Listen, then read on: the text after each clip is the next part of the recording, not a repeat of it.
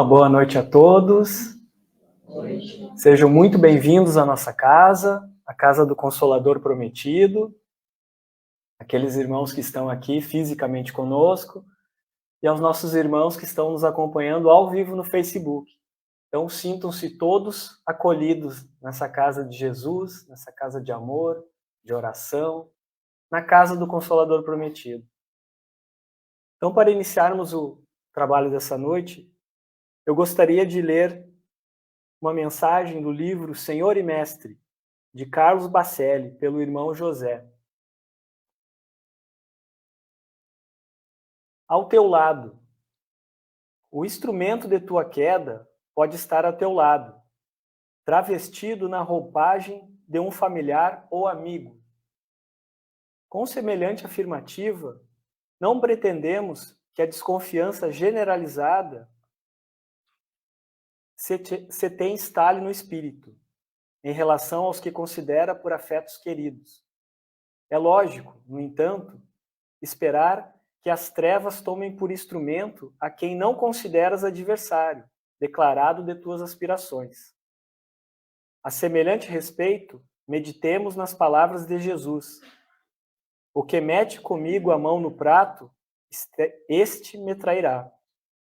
O homem prudente e sábio não descerra a porta de sua casa, devassando-lhe a intimidade, a este ou aquele.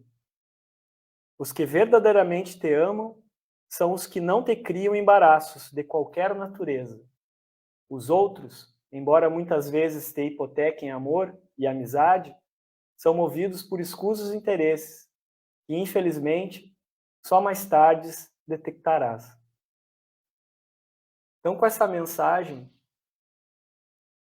eu convido aos irmãos a dirigirem o pensamento a Deus, nosso Pai, de infinito amor e bondade, infinito na sua justiça, ao nosso querido Mestre amado Jesus, aquele que governa o nosso planeta, aquele que é o nosso modelo, o nosso guia, aquele que se sacrificou e ainda se sacrifica por todos nós, o nosso irmão mais velho. Aos nossos queridos irmãos, amigos da espiritualidade, que com certeza estão conosco hoje nesta casa, vamos agradecer a todos eles e agradecer a oportunidade de estarmos aqui reunidos para estudarmos a palavra do Cristo, o Evangelho do Cristo. E vamos pedir que tudo aquilo que precisamos, e todos aqueles que necessitem recebam a palavra de incentivo, a luz para amparar as suas necessidades e suas dores. Vamos pedir também o amparo necessário ao nosso querido irmão José, para que ele possa transmitir tudo aquilo que planejou e que com certeza é importante para cada um de nós nesse momento da nossa caminhada. E assim, agradecidos que estamos, iniciamos o trabalho desta noite. Que assim seja.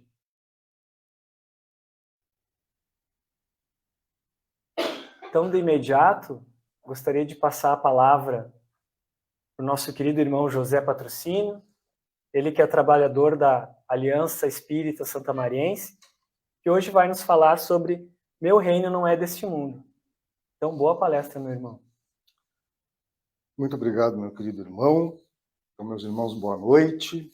Aos nossos irmãos, sejam bem-vindos a essa casa tão querida, que tem um nome aí, um capítulo do Evangelho segundo o Espiritismo, né? Capítulo 6, Cristo Consolador.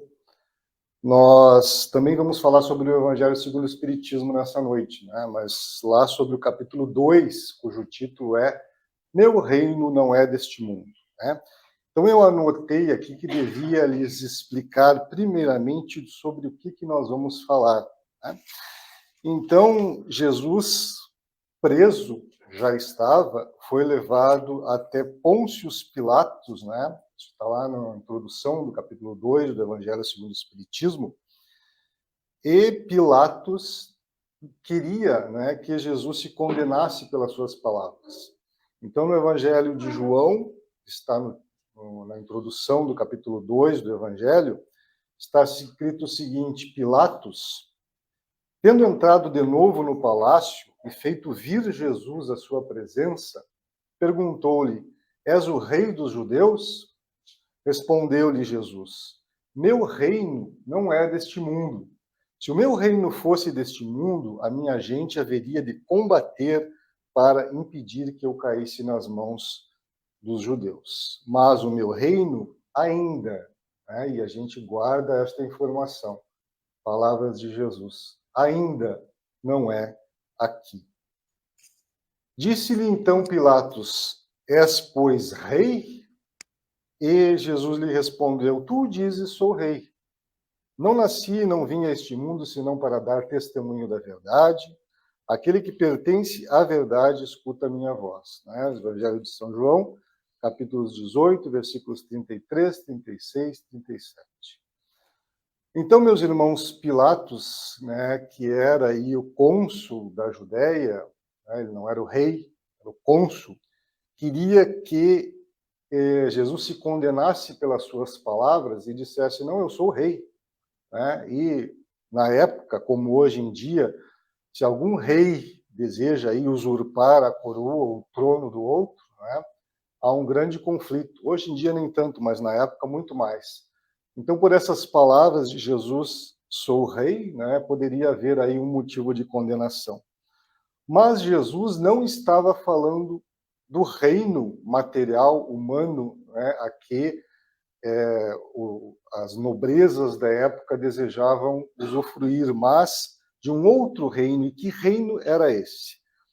Então, Jesus fala, e Kardec nos fala isso, né, no Evangelho, que este reino é um estado espiritual. Jesus não se referia ao reino material, né, mas a um estado espiritual que ele mesmo diz que está dentro de nós. O reino de Deus está dentro de nós. A gente poderia resumir esse reino a seguir a lei de Deus em sua plenitude, né? Então, neste mundo que nós habitamos, a lei de Deus não é cumprida na sua plenitude. Então, este não é um reino de Jesus, ainda, segundo as suas próprias palavras na época. Então, no capítulo 13 do Evangelho de Mateus, a gente encontra lá, sobre este reino, 6 parábolas que fazem referência ao reino de Deus diretamente, né? Então, a gente tem lá a parábola do joio e do trigo, do grão de mostarda, do fermento, da rede, do tesouro escondido e da pérola oculta ou de grande valor. Então, lá, por exemplo, na parábola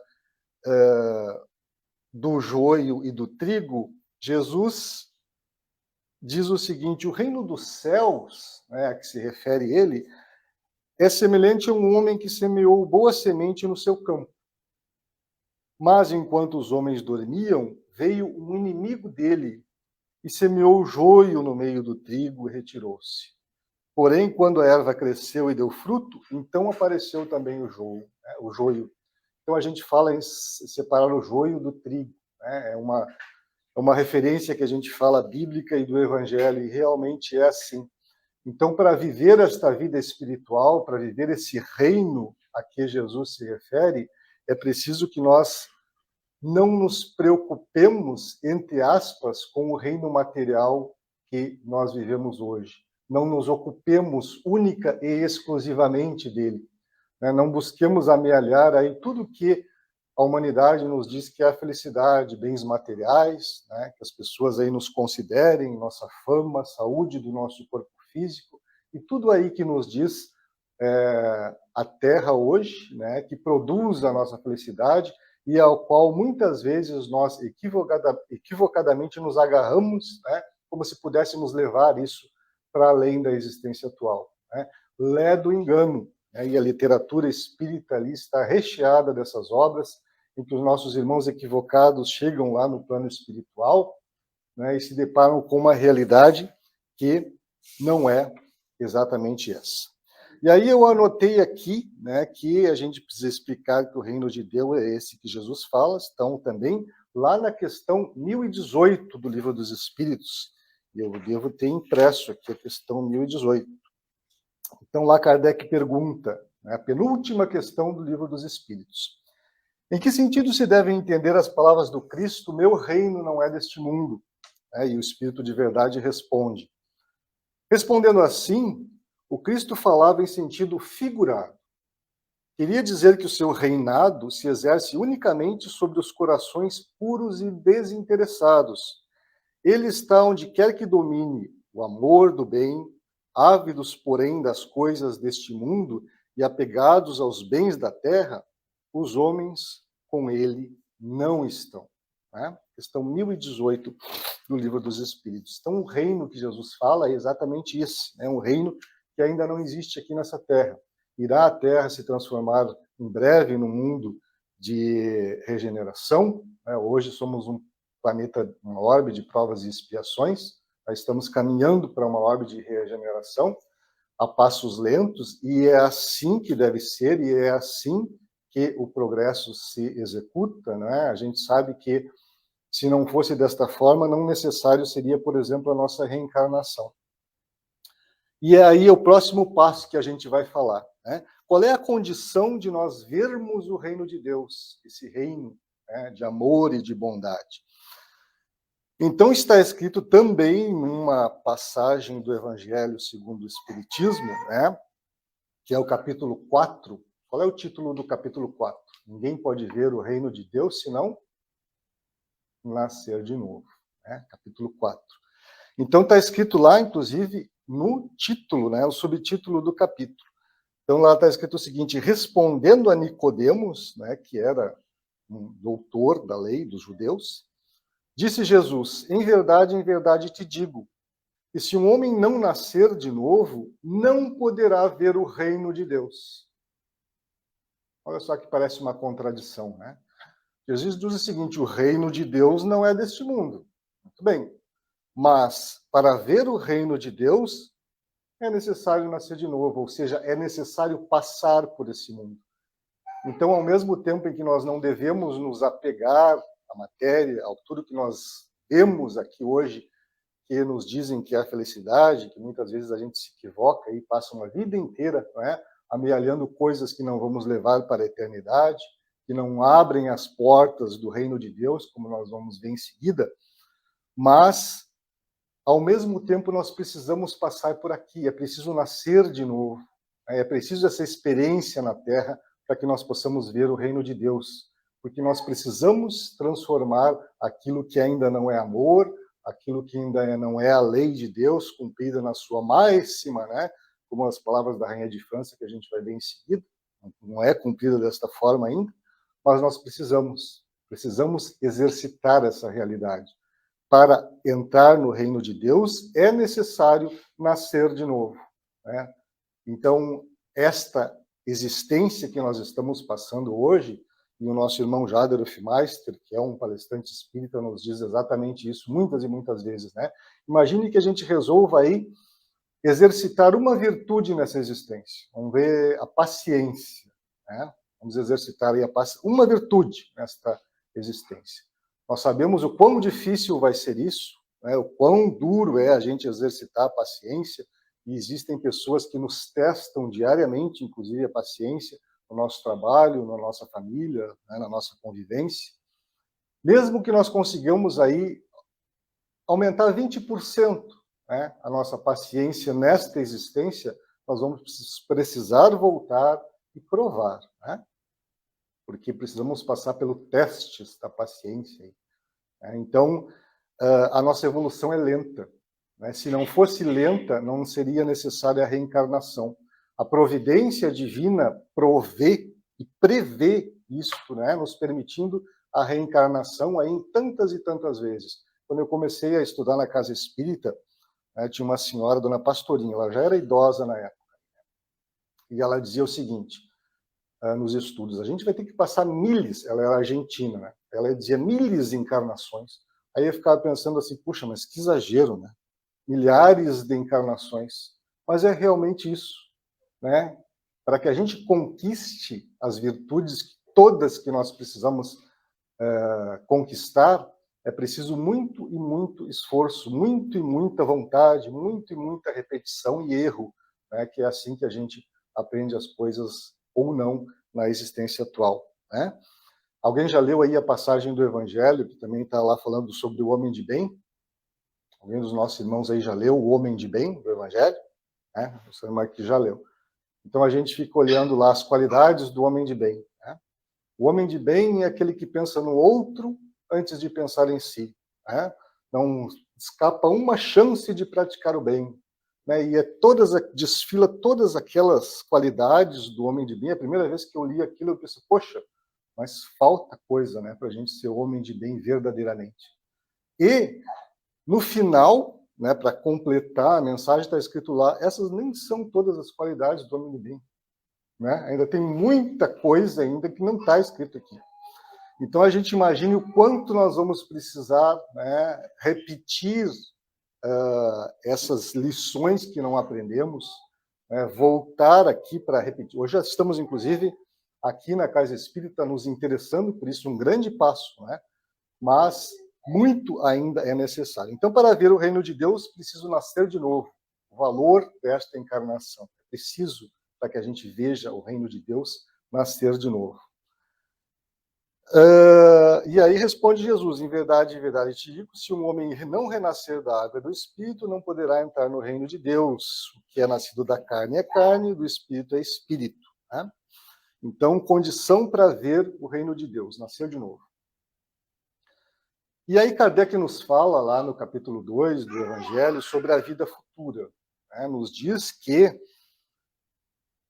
pelas palavras, meu reino não é deste mundo, ele se refere à vida futura de Jesus, que ele apresenta em todas as circunstâncias como a meta que a humanidade deverá ter e como devendo constituir o objeto das maiores preocupações no homem na Terra. Então, nós temos que ver a existência atual em toda a sua plenitude, né, nos preocupando com o que verdadeiramente importa, a nossa vida verdadeira, a vida do Espírito. Todas as suas máximas, nos diz Kardec, se reportam a este grande princípio. Com efeito, sem a vida futura, nenhuma razão de ser teria a maior parte dos seus preceitos morais, de onde vem que os que não creem na vida futura, imaginando que ele apenas falava da vida presente, não os compreendem ou os consideram pueris, né? E aí está escrito uma coisa bem interessante lá, Kardec fala, né, na vida futura. Esse dogma, né, o meu reino não é desse mundo, portanto, ser tido como o eixo do ensino do Cristo. Então, tudo que Jesus veio nos falar aqui, o eixo do ensino do Cristo, não se reporta à vida material, não é construído nesta existência, né, e muitos equívocos desta forma ainda existem nos dias de hoje, por incrível que pareça, aí, passado mais de 2000 anos, né? Então, o que Kardec fala que existia na época, os judeus acreditavam nos anjos, mas sabiam que eles eram felizes, consideravam seres privilegiados da criação, mas eles não entendiam que a gente poderia um dia se tornar anjo. Então, segundo eles, a observância da lei de Deus era recompensada com os bens terrenos, com a supremacia da nação a que pertenciam, né, a nação que seguia a esse Deus, e com as vitórias sobre os inimigos e por aí vai, né? Se a gente olhar para o que existe hoje em dia, aí, muito existe ainda desse entendimento, né? Que nós vamos receber bens materiais, que nós vamos receber coisas aqui do ponto de vista da Terra, quando, na verdade, né, o eixo do ensino do Cristo, nos diz Kardec, nos diz a doutrina espírita, não é a vida do mundo corporal, mas é a vida do mundo espiritual. É ela que nós devemos nos dedicar. Então, o reino de Deus, a vida futura. E aí eu anotei aqui que eu preciso lhes falar sobre duas rainhas, né? Esses dias desencarnou uma rainha aqui na Terra, né? E lá no Evangelho segundo o Espiritismo, eu tinha lá os meus 8 anos, na verdade, primeira vez que tive contato com a doutrina espírita. Então, estando lá na casa do meu tio, que era espiritualista, então tinha lá na biblioteca um livro, Evangelho segundo o Espiritismo. Eu tinha 8 anos, né? Nunca mais me esqueci disso. E aí resolvi abrir, curiosidade de criança, né? Abri o Evangelho segundo o Espiritismo, exatamente nesta passagem da Rainha de França, que é a única instrução dos Espíritos que está no capítulo 2. Né? Mas antes de nós falarmos da Rainha de França, né, que nos dá aí uma grande lição, vamos falar sobre o céu e o inferno. Né? Uma obra da codificação que a gente não estuda muito, mas lá tem uma mensagem da Rainha de Oude, né, que era quem essa pessoa? Era a mãe de um rei da Índia, né, que fez uma viagem, perdeu o seu reino, né, os ingleses tomaram o reino e destituíram o filho dela, e ela fez uma viagem para a Inglaterra para falar com a Rainha Vitória, né, pensando ela que de rainha para rainha, né, pudesse resolver a situação. E a nossa irmã não conseguiu, né, porque a Rainha Vitória, na verdade, assim como hoje, não tinha muita decisão sobre o que acontecia nas atividades da Índia, né, que eram resoluções tomadas aí pela cúpula, a qual ela já não tinha mais poder. E a nossa irmã desencarnou na França, né, em 1858. E a Rainha de Oude era tanta gente, né, correndo atrás dela, entre aspas, né, eram tantas pessoas que lhe serviam, era tanta joia, né, para ter uma ideia, ela não podia ser vista. Né, isso porque ela era muçulmana. Né, então, ela tinha uma... Quando ela teve que embarcar no navio para retornar, as pessoas não podiam vê-la. E aí fez-se uma fila com as pessoas segurando panos, ninguém podia ver nem a sua imagem, né? Nem ela toda coberta não podia ser vista.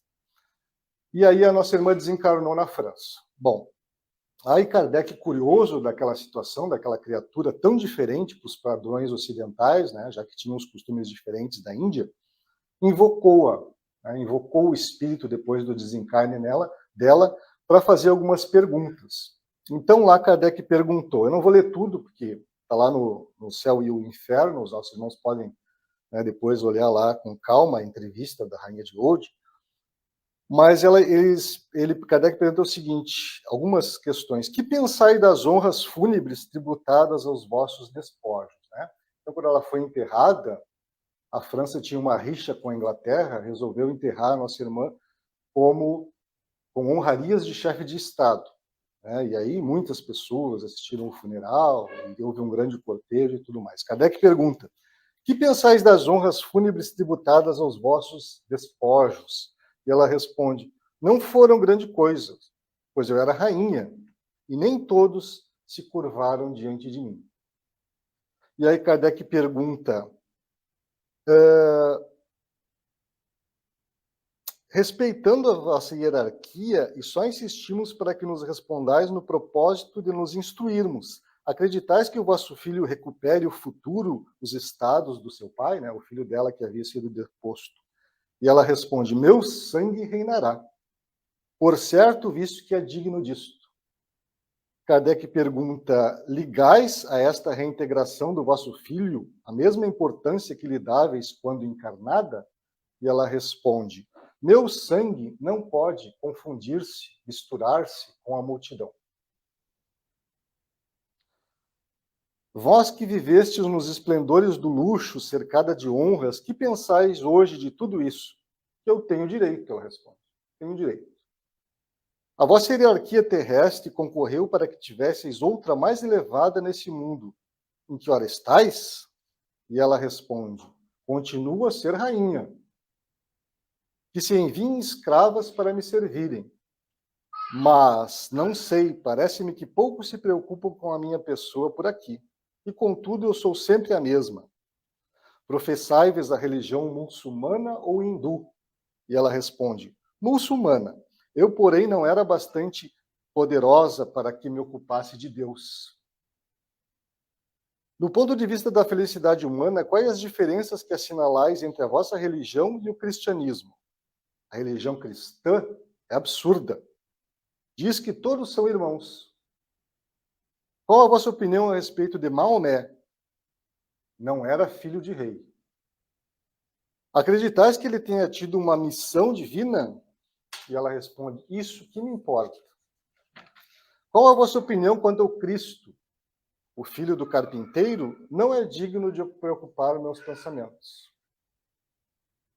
Que pensais desse uso pela qual as mulheres muçulmanas se furtam aos olhos masculinos?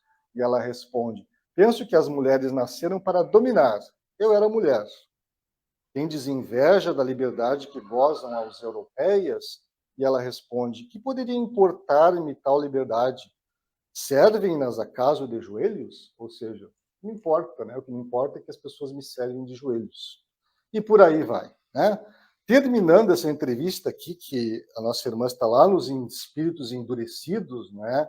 Do céu e o inferno, não por acaso, o espírito de São Luís diz o seguinte, deixai-a, é uma pobre perturbada. Tende compaixão da sua cegueira e oxalá vos sirva de exemplo. Não sabeis quanto padece o seu orgulho. Evocando esta grandeza decaída ao túmulo, não esperávamos respostas de grande porte, mas julgávamos talvez que encontrar nesse espírito, não diremos filosofia, mas pelo menos uma noção mais aproximada da realidade. Né? Então a nossa irmã morreu, rainha, pensa ainda que rainha é do lado de lá. E aí nós vamos para a única mensagem, instrução dos Espíritos, que está, né, no Evangelho segundo o Espiritismo, lá no capítulo 2, que é uma mensagem que a nossa irmã não se dá o nome, mas diz única e exclusivamente, né, Rainha de França, né, e o título é Uma Realeza Terrestre. E aí a nossa irmã nos dá uma lição, né, foi a primeira passagem do Evangelho segundo o Espiritismo que eu li aos meus 8 anos, lhe confesso que nunca mais esqueci. Né? Então ela diz o seguinte, quem melhor do que eu pode compreender a verdade dessas palavras de Nosso Senhor? Meu reino não é nesse mundo. O orgulho me perdeu na terra. Quem, pois, compreenderia o nenhum valor dos reinos da terra se eu não o compreendia? Que trouxe eu comigo da minha realeza terrena? Nada, absolutamente nada. E como que para tornar mais terrível a lição, ela nem sequer me acompanhou até o túmulo. Rainha entre os homens, como rainha julguei que permanecesse no reino dos céus. Que desilusão! E que humilhação quando, em vez de ser recebida qual soberana, vi acima de mim, mas muito acima, homens que eu julgava insignificantes e aos quais desprezava, porque não tinham sangue nobre. Ó, como então compreendi a esterilidade das honras e grandezas que com tanta avidez se requestam na terra. Para se granjear um lugar neste reino, né, a nossa irmã nos dá lá uma receita, né, para entrar no reino de Deus. Para se granjear um lugar neste reino, são necessárias a abnegação, a humildade, a caridade, em toda a sua celeste prática e benevolência para com todos. Não se vos perguntam o que fostes, nem que posição ocupastes, mas que bem fizestes, quantas lágrimas enxugastes. Ó Jesus, tu o disseste, teu reino não é deste mundo, porque é preciso sofrer para chegar ao céu, de onde os degraus de um trono a ninguém aproximam. A ele só conduzem as veredas mais penosas da vida, procurai-lhe, pois, o caminho através das urzes e dos espinhos, não por entre as flores. Correm os homens por alcançar os bens terrestres, como se os houvessem de guardar para sempre. Aqui, porém, todas as ilusões somem. Cedo se percebem eles de que apenas apanharam uma sombra e desprezaram os únicos bens reais e duradouros, os únicos que lhes aproveitam na morada celeste, os únicos que lhes podem facultar acesso a esta. Compadecei-vos dos que não ganharam os céus, ajudai-os com as vossas preces, porquanto a prece aproxima do Altíssimo o homem, é o traço de união do céu e a terra, e não vos esqueçais. Meus irmãos, Kardec continua daí no capítulo 2 falando sobre o ponto de vista, né, e a forma como nós podemos aí amenizar as dificuldades, né, de nós que ainda nos vivemos no reino de Deus, né, ao qual ainda Jesus dizia que o seu reino ainda não pertencia, né, alargando o nosso ponto de vista. Então, a gente tem lá um subtítulo também do capítulo 2, né, o ponto de vista em que Kardec nos fala que no momento em que nós olhamos as dificuldades que nós vivemos hoje na vida, né, as dores que nos apresentam, as doenças que se nos apresentam, as dificuldades que se apresentam, alargando o nosso ponto de vista, ou seja, quando nós sofremos na Terra, esse sofrimento tem um porquê. A gente que é espírita sabe disso, né? E quem sofre e sabe o porquê do sofrimento, sofre bem menos. Então, o nosso sofrimento é amenizado quando nós sabemos que ele tem um propósito, né? Então, existe a boa nova do Cristo, um Deus, um Pai de amor e de bondade, que não veio castigar os seus filhos, né? O que ele veio fazer é dar uma oportunidade de aprendizado. A gente costuma dizer que a Terra é um hospital e é uma escola, e verdadeiramente é assim. E quem nós levamos para o hospital e para a escola, senão aqueles que estão doentes ou aqueles que precisam aprender? Então, nós estamos tendo hoje uma lição, às vezes uma lição difícil, às vezes uma lição dolorosa, mas que tem um objetivo providencial, né? Então, esse nosso pai é que nem aquele pai que a gente julga que é um pai tão amoroso, cuidadoso, zeloso para com seu filho, né? Que leva o filho, por exemplo, para fazer uma cirurgia dolorosa, mas que ao final daquela dor, daquela dificuldade, vai resultar numa oportunidade, né, em que esse filho tenha todas as condições de buscar a sua felicidade futura. É mais ou menos isso. Então, as lições são duras, são difíceis, né? Nós não estamos aqui a passeio, mas elas, do momento em que nós olhamos do ponto de vista espiritual, alargamos o nosso ponto de vista, nós vamos conseguir aí superá-las da melhor forma possível.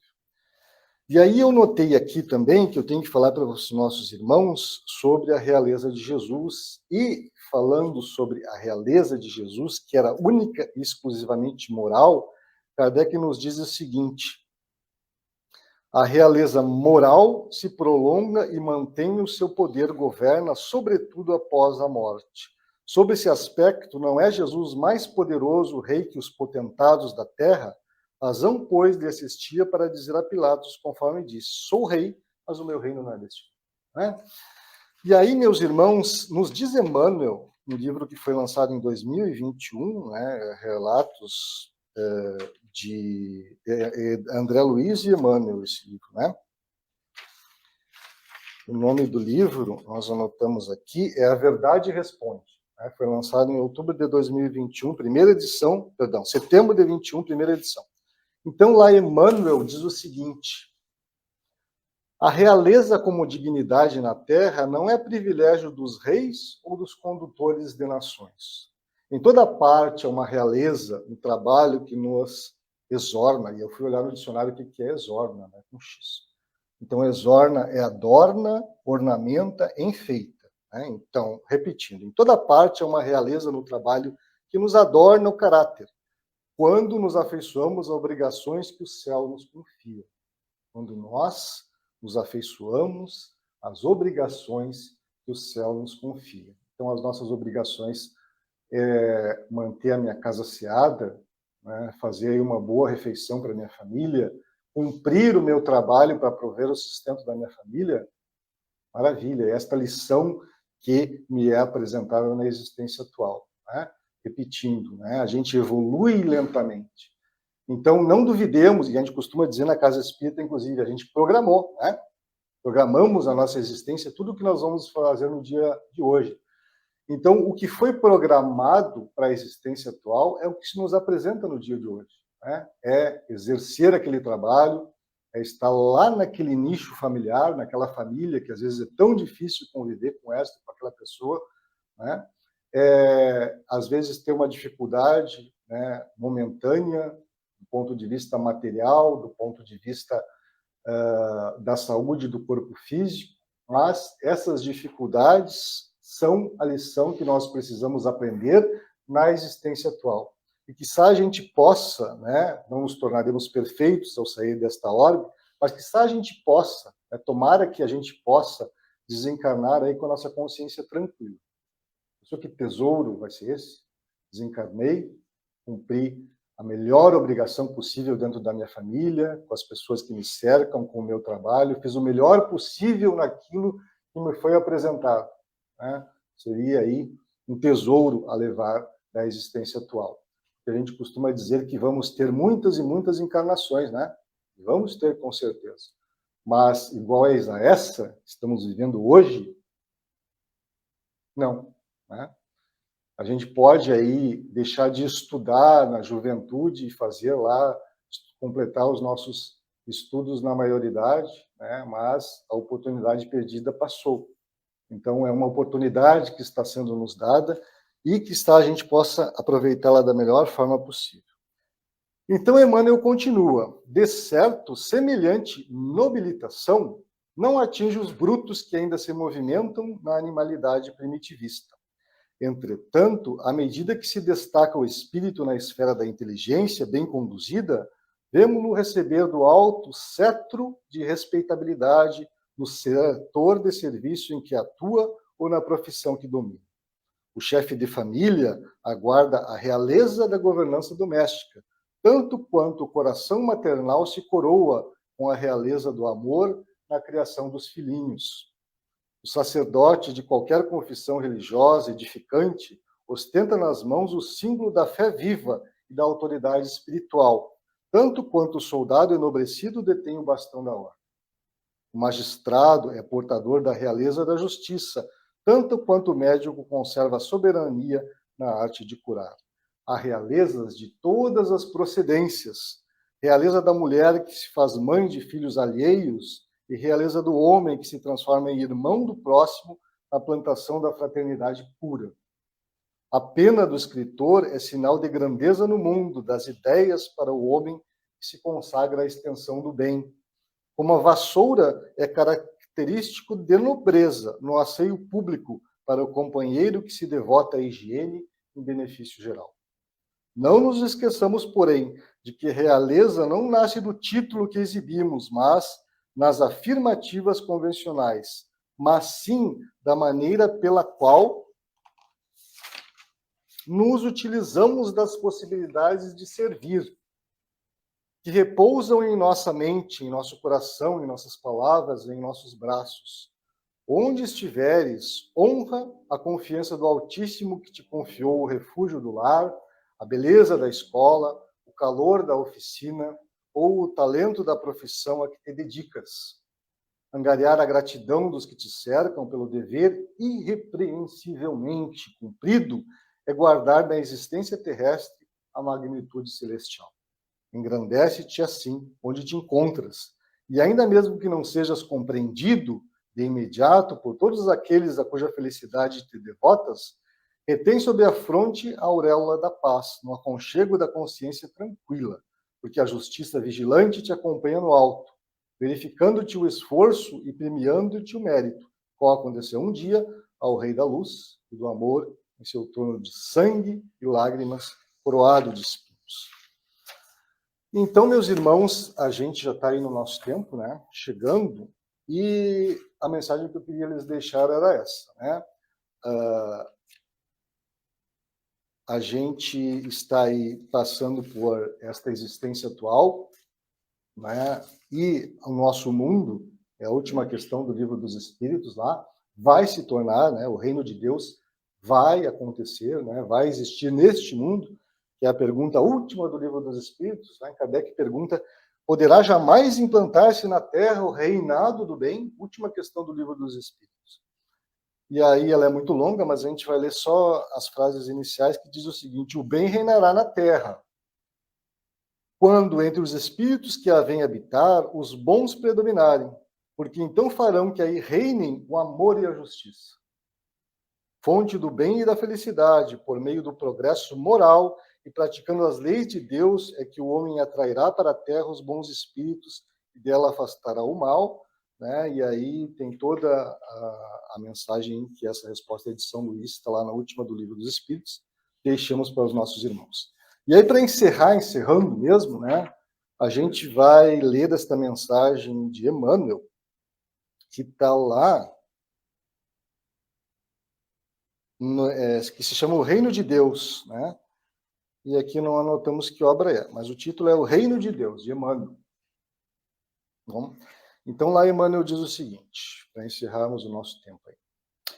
Se aspirarmos conquistar o reino de Deus, recordemos Jesus, que nos revelou conjugando dizer e fazer. Ensinou o Divino Mestre, faze aos outros o que desejas que os outros te façam. E viveu para os outros, sem nada exigir.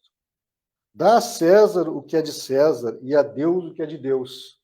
E respeitando as autoridades constituídas no mundo, dedicou-se integralmente aos interesses do Espírito. Quem se humilhar será exaltado, e ninguém se apagou até hoje quanto ele para a infinita bondade se destacasse. Quem procura ser o maior, seja o servo de todos, e nas mínimas circunstâncias colocou-se invariavelmente no lugar em que se serve. Não saiba a tua mão esquerda o que dá à direita, e ouvido algum jamais lhe escutou qualquer expressão de elogio a si mesmo. Não é o que entra pela boca que torna o homem impuro, mas o que lhe sai do coração. E banqueteou-se com criaturas consideradas desprezíveis, acordando-lhes o sentimento para a realidade superior. Ao que te peça 1000 passos, caminha com ele 2000. E fez-se entre os homens inimitável modelo de tolerância. A quem te rogue a capa, cede também a túnica. E deu-se constantemente ao próximo, consagrando-lhe a própria existência. Ama os teus inimigos, e suportou em silêncio as forças das trevas que o situaram em aparente derrota. Ora pelos que te perseguem e caluniam, e aceitou a flagelação injusta, exorando perdão em favor dos próprios carrascos do suplício da cruz. Não precisas aguardar revelações estranhas e nem fenômenos espetaculares para surpreender as maravilhas do reino de Deus. Nem catástrofes cósmicas, nem convulsões da natureza, nem terra fulminada, nem céus abertos. Tudo pode alterar-se a teus olhos se tem a luz por dentro de ti. E além disso, a qualquer momento, a verdadeira vida pode trazer-te a grande mudança. Nosso problema será sempre construir na própria alma a perfeição que clamamos nos outros. Não nos esqueçamos de que o Evangelho vem preparar no mundo o reino do bem, que Jesus anunciou, e o próprio Jesus foi suficientemente claro, asseverando que o reino de Deus está dentro de nós. Então, meus irmãos, muito obrigado pela paciência dos nossos irmãos, obrigado pelo convite, um abraço fraterno a todos os nossos irmãos da nossa casa da Aliança Espírita Santamarense e até uma próxima oportunidade. Nós é que agradecemos, José, a tua presença, o teu trabalho, o teu estudo, as palavras que tu trouxeste hoje para nós, o ensinamento, e com certeza foi muito importante. Então, te agradecer muito. Agradecer aos irmãos que estão aqui conosco, aos nossos irmãos que estão ao vivo no Facebook e aos irmãos que vão nos assistir essa palestra mais tarde. Então, obrigado a todos. Eu gostaria de ler um comentário da nossa irmã Vera, que resume assim esse sentimento da noite de hoje. A Vera nos fala assim: grande aprendizado nosso irmão nos passou. No mundo espiritual somos todos iguais. A hierarquia terrena nada ajuda. Um abraço fraterno. Então, muito gostaria das palavras da Vera passar para todos nós, né? O ensinamento que o nosso irmão trouxe hoje. Quão bonito foi essa mensagem do Emmanuel, né? E aquela frase que tu disseste, que a realeza de Jesus é a moral dele, né? Então, que grande ensinamento para todos nós isso. Então, como estamos nos aproximando do nosso final, então, novamente, agradecer a presença de todos, os nossos irmãos que estão pela internet, que estão aqui, agradecer ao nosso irmão José, a presença dele, pedir que tu leve um abraço fraterno para a Aliança Espírita Santamarense, um abraço a todos, e que tu volte mais vezes aqui, né? Já é de casa. Para nós encerrarmos, então, os trabalhos da noite, eu convido o nosso irmão José para fazer a prece final. Então, meus irmãos, vamos levar o nosso pensamento a Deus, a Jesus, aos bons espíritos que sempre nos auxiliam, pedindo a Ele que esses bálsamos de paz, de luz, de entendimento, de compreensão, de fraternidade, de caridade, de cura do corpo, de cura do espírito, possam ser espalhados a todos os nossos irmãos que não puderam comparecer na noite de hoje, a todos os nossos irmãos que estão aqui, e aos nossos irmãos necessitados, onde quer que eles se encontrem, nos hospitais, nos asilos, necrotérios, casas de detenção, orfanatos, aos nossos irmãos hospitalizados, vítimas dos acidentes diários, das guerras, que estão desencarnando, que estão reencarnando, que têm problemas familiares, que têm pensamentos de depressão, de suicídio, enfim. Onde houver uma dor, um sofrimento, permita a Deus chegue lá um acréscimo da sua infinita misericórdia. Obrigado, Pai, obrigado aos nossos amigos espirituais, que assim seja.